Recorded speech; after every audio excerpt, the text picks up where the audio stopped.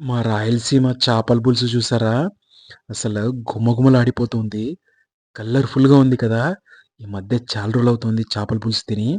ఈరోజు లంచ్‌కైతే చేపల పులుసు, వైట్ రైస్‌లో ఏసుకొని తిన్నామంటే సూపర్‌గా ఉంటది. ఇదైతే సింగిల్ బోన్ ఫిష్. అసలు బోన్స్ ఉన్నాయనే బాధ లేకుండా అద్భుతంగా ఎంజాయ్ చేయొచ్చు ఈ కర్రీతో.